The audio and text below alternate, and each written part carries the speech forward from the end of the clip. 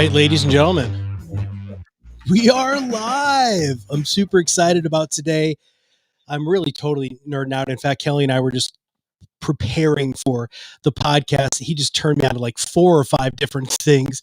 Some beard oil, that kick-ass boombox that he's got right there. I'm really looking forward to it. So this is the Be Your Own Loud podcast / live stream.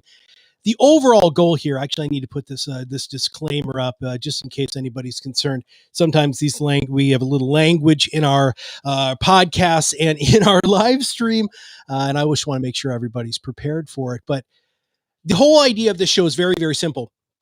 It's to meet unbelievable people who have risen above the noise and truly become their own loud. And Kelly is that guy. I mean, it's hard to pigeonhole him because you really can't, because he's like a modern day Renaissance guy. He's an unbelievable husband, unbelievable father, great speaker, business person, life coach, salon owner. I mean, we're going to cover a whole bunch of stuff here today. So that's my whole intro. Kelly, you all right with that? I'm good, man. And for those of you who are watching this or listening to this as a podcast, you guys are totally missing. He's in this throne surrounded by his new book and this boombox that he was just telling me about, which is just awesome. I can't wait. I'm so going to buy one of those. They have a Biggie Smalls version of that, and I'm freaking in. All right, Kelly. So I like to start with everybody with the same question. How did you get to being you, man? I think there's 3 major components, and my parents gave them to me right off the bat. It was one, since the time I can remember, they would wake me up. My mom would wake me up with a little scratch on my back, and I always liked it real soft. I wasn't the hard scratcher guy. I wasn't the massaging guy. She would just scratch my back soft, and she would wake me up, and she would say, "You're awesome." And then as she would tell me that I was awesome, then she would tell me that I was beautiful. And then she would tell me after that I could do anything that I put my mind to. And with those 3 things, they gave me wings. Where we weren't rich in money, we were rich in opportunity, because she gave me wings through telling me I was awesome, telling me I was beautiful, and telling me that I could, as long as I locked in and wanted to be the best that I could possibly be, not comparing myself to anybody else. When did you find out what to lock in on, though, man? I mean, it seems like you've had a direction, but that direction turned into like this amazing tree of opportunities and different things that are out there. When did you lock in on what you've locked in on? Or let me rephrase the question. How many things have you locked in on? And then how did you end up being where you are? Well, big shout out to Dr. Eric Compton. I called him one day and I said, "Man, you are like you have the Midas touch," because he opened a business and within the first week it profited, which is unbelievable. No one does this. The first week he profited, like in the first week. And I called him, "You have the golden touch?" He said, "No, Kelly, I just keep touching." I've failed at more things than I've succeeded at, and I just continue to do it. But I've got a thought process, again, that goes back to my parents. Both my mom passed away about 2.5 years ago, and my dad is still alive and with me, and call me every morning. And he tells me this. He says, "You're the greatest," and then he waits, and then he says, "So act accordingly." And so they pushed me into this. And so as far as when I found it, I don't really think that I have. I mean, I never knew I wanted to do hair until my dad bought dog clippers and we cut hair in a double wide mobile home. I never knew I wanted to speak until my boss at the time was booked and they didn't have anyone else. So they sent me. And I taught hair, but I didn't know that I wanted to speak as far as motivationally, but I spoke about the principles that my parents gave me, and people were like, "Wow, I'd like you to come back." And then I never knew that, I never knew about the podcasting side. And then I did it and I was like, "Man, I love this. I want to go." And then, so I think that no matter what, I think my wife said like this, to be 100% in every single thing that you do at the particular time.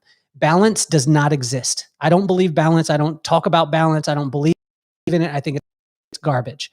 Balance is something that truly balance something. You take a water bottle, truly balance it.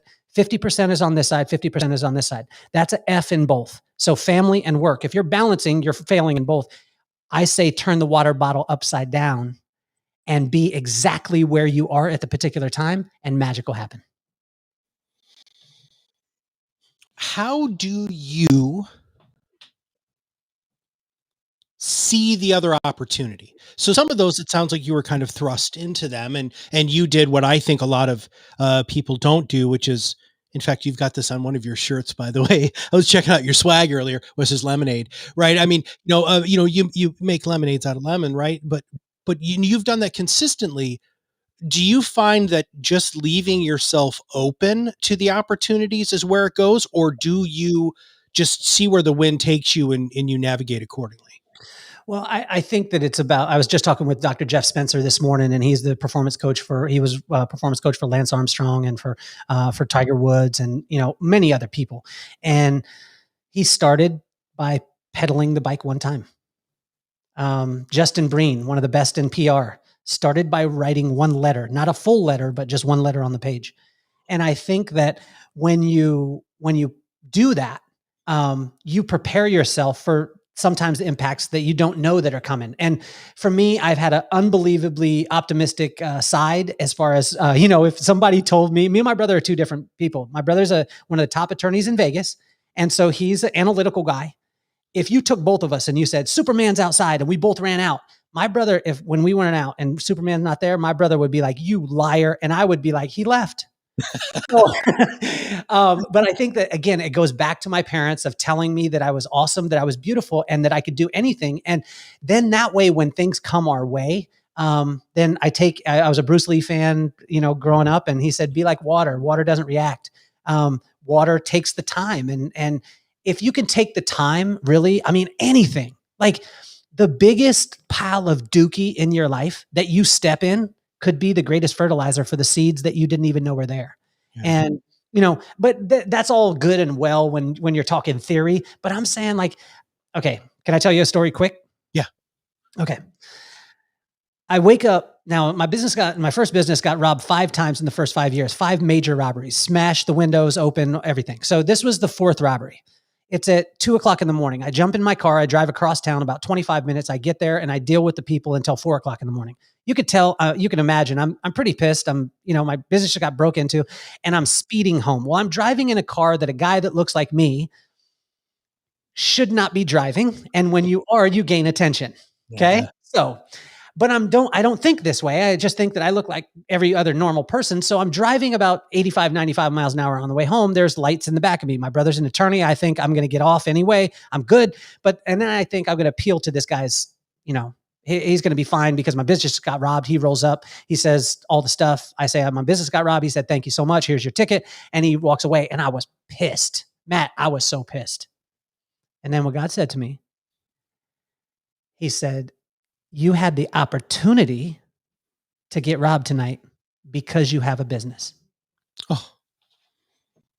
And it was just a shift in perspective because and what he told me, he said, "Kelly, I could take away the business if you want. But if you had no business, you didn't have the opportunity to get robbed. So get excited about the robbery, and that will be a story, and that story will be worth more than that window getting broken." How do you teach people that perspective? People hire you for this, right? I mean, you've got this amazing life coaching program.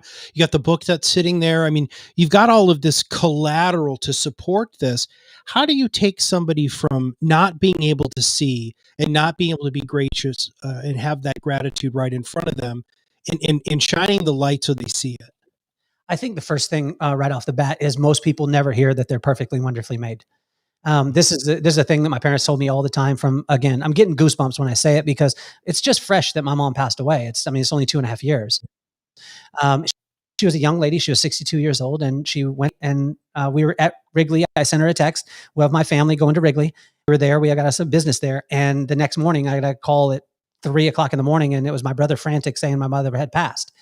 But what she always told me was that I was perfectly, wonderfully made in the image of God. Anything contrary to that was a lie. And from this day forward, only accept truth. And so what I want the world to know, and what I want every person to know out there is when we get around people, right? Everyone's telling us we need to fix ourselves. I heard a guy today say, "How can I 10X?" And I was like, you can 10X by like writing the first letter, by pedaling the first revolution of the bike. You're not going to 10X from nothing. And so I think the groundwork is letting someone know that they're awesome, that they're beautiful, that they can, and that they're perfectly wonderfully made. And if they needed to be someplace else, then God would have them in that place. And that's when magic starts to happen. When you hear about Michael Jordan, right? You hear about LeBron James or Steph Curry, my favorite. He says down, and it comes to me. I don't chase it. And if what I help people to do is I help them to slow down, sit in, and realize that they're uniquely made, that they're perfectly made. There's nothing wrong with them, all right with them. And even the fact that I can't read well, Matt, is an attribute. Even the fact that I fall asleep when I read is an attribute. Even the fact that I didn't go to college is an attribute. It's a part of who I am. The fact that I'm wearing a pinky ring that I should not be wearing, why? Because I just wanted to wear one because my wife bought it for me for my 10th anniversary. That's awesome. The fact that I have a boom box here, a bump box actually, it's because it's who I am authentically. And I want people to realize that you're perfectly wonderfully made. You do not need to be fixed. And if you have people around you that tell you need to be fixed, you need to get them out your life and start believing truth, understand and know that you're the greatest. So act accordingly. That can't be just a light switch, man. I mean, do you have like a process to help people? I mean, that's some heavy shit you just said there, dude. And if people just gave themselves that permission, I mean, wow, holy cramoly. Let me tell you this, Matt, right? Okay. Think of this. When you're broke and you have nothing, you're simple, right? Everything's simple. When we were broke growing up and we had to scrounge, I remember scrounging together 75 cents to be able to go to Taco Bell, and there was 19-cent hard shell tacos, 29-cent soft shell tacos. Me and my two brothers walked almost a mile. This is one of those grandpa stories. Walked almost a mile to be able to get this while my mom was working 16 hours and my parents were split up and we were living in a 1-bedroom apartment with 4 people at the time. My dad moved in, it was 5, but this was before. Those times were simple. We were riding bikes. We couldn't afford anything and we did whatever. When you're on the bottom, you're simple. When you're on the top, you're simple. If you hang out with billionaires, which I've got friends who are billionaires, I got friends who are multimillionaires, I got friends who are millionaires, whatever it is, and they fly in these orbits. They're very simple. They like to ride bikes. I'm just about to go to PLH. Shout out to that. PLH, Peace, Love, and Happiness. It's a motorcycle ride. It's just a bunch of guys with a bicycle that has a motorcycle or a motor on it. And we all get together and we're all 9-year-olds. We make fun of each other, hang out. And it just so happens that they fly in the highest orbits in the whole entire world. Bottom, simple. Top, simple. Middle, stay out of it.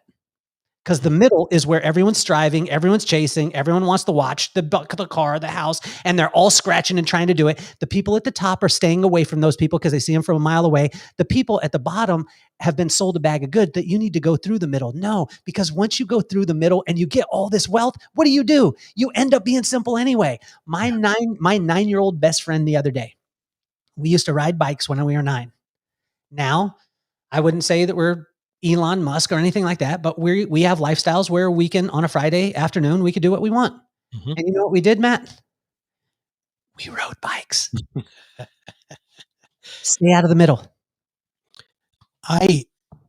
Somebody really wise told me in my past that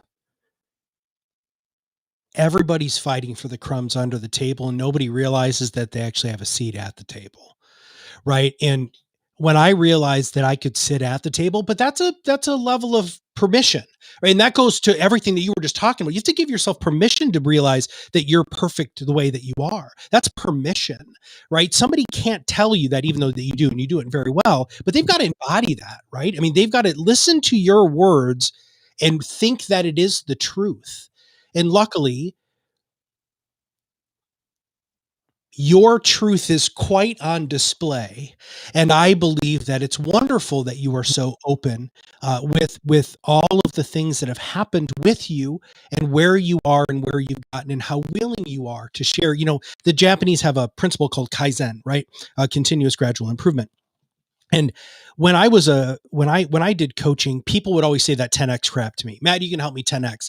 No, I'm going to help you take a first step to the mountain. So let's talk about what that means. Right. And so all of a sudden they're like, well, wait a second. If I want to go climb a mountain, I go to REI, I buy all the equipment, I get I hire the Sherpa, I get all that stuff. But your brain is already already thinking that you're climbing the mountain, and that's not the point. The point is taking one step toward the mountain. And you had a number of times. Now, here's the thing that I have to ask you, because the huge smile that you have on your face, the positive energy that's happened. First off, we're going to have links to all of the stuff for everybody, the social media links, so that, you can follow Kelly. You just literally have to type in his name. And he's everywhere.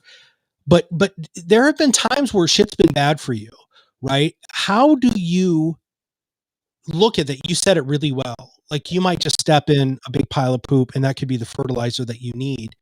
But when you step in the poop, you're not thinking about the fertilizer. You're just like, damn it, I stepped in the poop.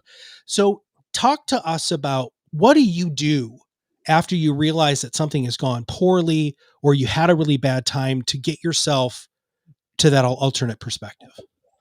Well, I don't let the smooth taste fool you, right? Don't let the smile fool you.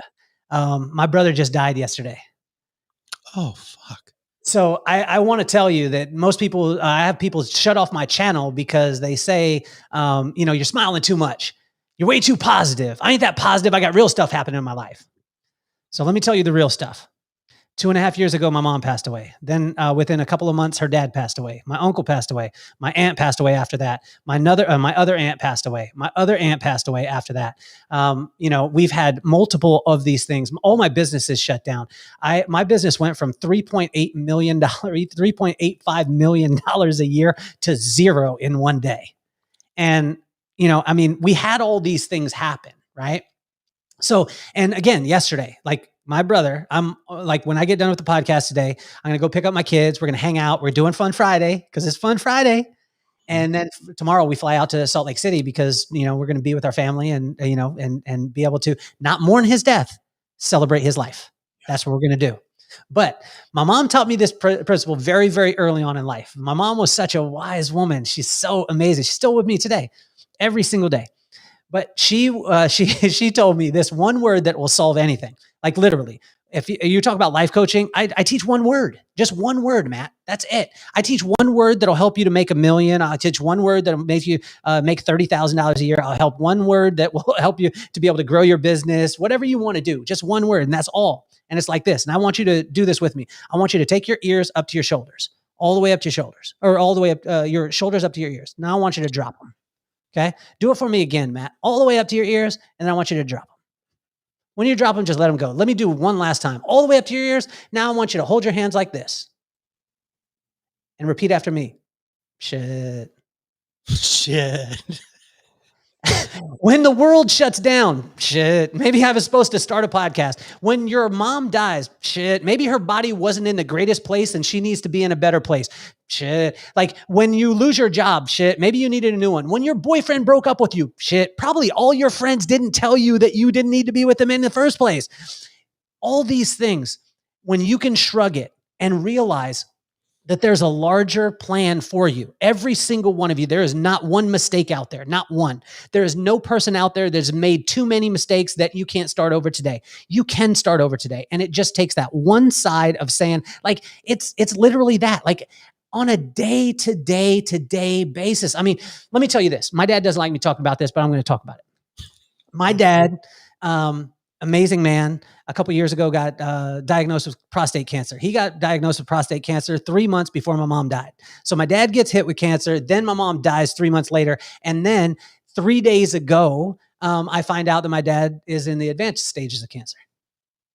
And then my brother dies yesterday. But I know there's a plan. And see, watch this. The lemonade, most people don't deconstruct lemonade and understand what it is.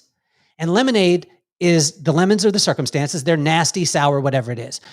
There's only 2 more ingredients: sugar, which is your attitude, and water, which is the flow in your life. If you can add sugar, that sweetness, and that sweetness is just you. It's not you trying to be anything. It's just you sitting in. And I'll tell you a 3-way thing that hit me. I was in church one time. I was, praising. And when I praise, I like to praise like this. And I was praising, and we were singing and doing the whole nine. I was like this. And then God said to me, put your hands on your head. So I put my hands on my head. And then he's like, put your hands behind your back. And I put my hands behind my back. And by the time I was done with the song, then I was my hands behind my back. And I was like, why is that? And then he translated it to me. He said, number one, son, to go anywhere and to do anything, first of all, you got to surrender. First of all, you got to surrender to who you are and what my purpose is for you. Secondly, when you put your hands on your head, that's what a cop tells you to do because he wants to search your person to see if you have anything that will harm you or him. And then he said, hands behind your back, which allows me to take you into custody. And if you allow my purpose for your life to take you into custody, that's when things will really happen. And that's the message that I want to have for every single person out there. Hmm.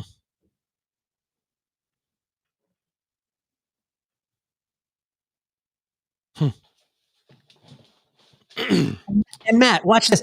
The lemonade in this, right? When he told me that, the lemonade is someone heard it and said, oh my gosh, that could be a prison ministry. And you know where I got a chance to go speak? At the only supermax prison in the country. And I got to tell inmates, you already have the recipe for success because all of you have had to do this, this, and this, but you did it to an authority. Do it to the authority of your purpose.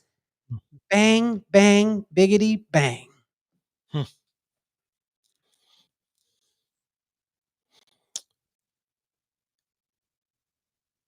How do you do it?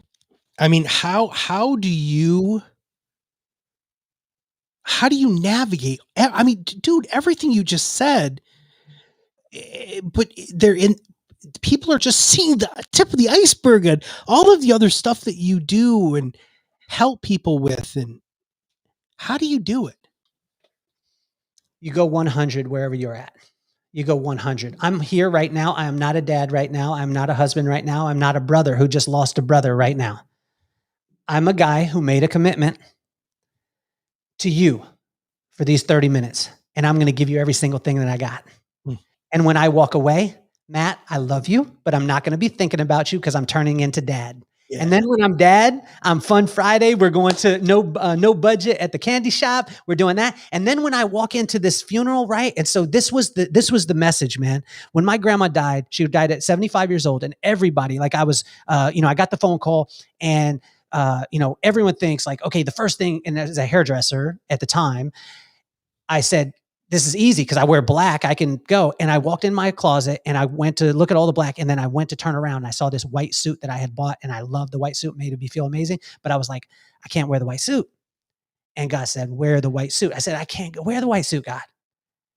Because when you go to a funeral, why you wear black? Because of mourning.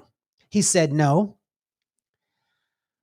I want you to wear the white suit because I want you to go in celebration of your grandma's life, not mourning her death. And when I went, all of my Mexican family was all wearing black and wondering why this Yahoo was wearing a white suit. And you know what I got to do? I got to tell them a story. And when I told them a story, we started talking about all the great things about my grandma, and a perspective changed. And when you change your perspective, the vantage point from which you see it, you can change your perception, which is the way in which you receive it. But you can't change the way you receive it unless you change the way you look at it. And I could tell you this, Dookie from this angle looks different from Dookie from that angle. Take a couple steps to the left, everything will look a little bit different. You'll never change your circumstances, but you could change the way that you look at it. And when that happens, then you start making lemonade. And I'm going to make lemonade. When I'm going to Salt Lake tomorrow, I'm going to make lemonade. I'm coming in and I'm bringing light. I ain't going in bringing morning. Right. I'm not doing that because that's not what any of those people need, and not any people in the world right now need. And I'm not saying that, if you think positive, everything will be positive. No, your circumstances are still going to be your circumstances. But I could tell you, all my businesses shutting down was the greatest thing in the world. The greatest thing in the world. Because I got to do what I'm actually like. It accelerated what my purpose is. And my purpose, you know what it is to speak life into people. And that's what I get to do now.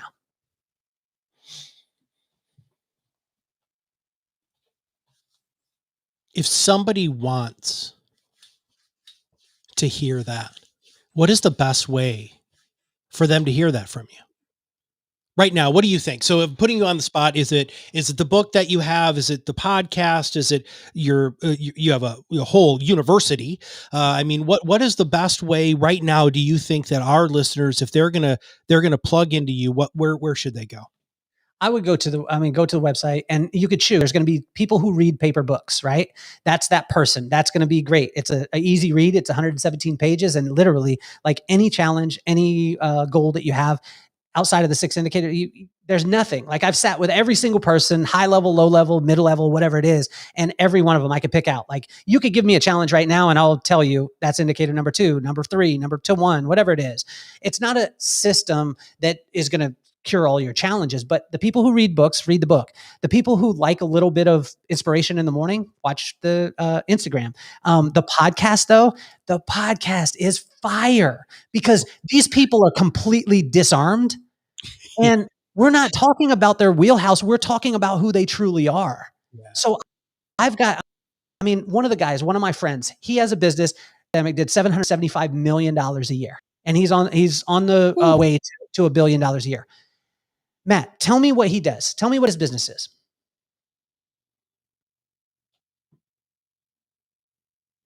I don't know what his business is. He owns Sport Clips. Really? And so what I want you to realize is that there's people out there, and if you met Gordon Logan, Gordon Logan is an absolute amazing human being who does what he's purposed to do, and guess what? He gets rewarded for it. And the cool thing on the podcast is that my only ask is that every one of these iconic people give my kids advice, and they have to use their names. And so I'm getting all this, and my kids are going to grow up knowing that superheroes aren't different type of people. Billionaires aren't different type of people. They're simply people with phenomenal attitudes and great work ethic. And then they drop wisdom on them, which you're going to do when you come on the podcast. Oh, I'm looking forward to that, man. All right. I want to rewind just a little bit and not just rewind, but remind, because we say all the time on the podcast that marketing is fundamentally changed. You have to market to your ideal prospect and the media they prefer while they're there with organic content. And that's exactly what Kelly just said. If you love books, he's got books. If you love podcasts, he's got podcasts. If you like a university educational setting, guess what? He's got that too. He's also got all sorts of crazy, unbelievable videos, right? That are just like, you get sucked in so fast. And if you truly want to rise above the noise and be your own loud, you have to remember that you have to be firing on all of those cylinders. When you're doing your video, do it 100%. When you're sitting in front of a client, be 100% present. People don't get that 100% that Kelly was talking about. And you aren't giving that 100% as much as you should. And if you do, you're going to rise above unbelievable levels of noise. People are going to seek you out to hear you because you are doing what they want, which is that beautiful level of focus. All right. You've got the podcast. You said 107 have dropped. You got 120 in the can. We're going to make sure that we have links to all of those in the show notes.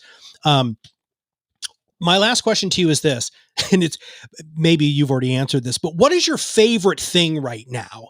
Like within the last 30 days, and I want this to be a physical thing. What is one of the physical things in the last 30 days you're like, man, this is the coolest thing ever?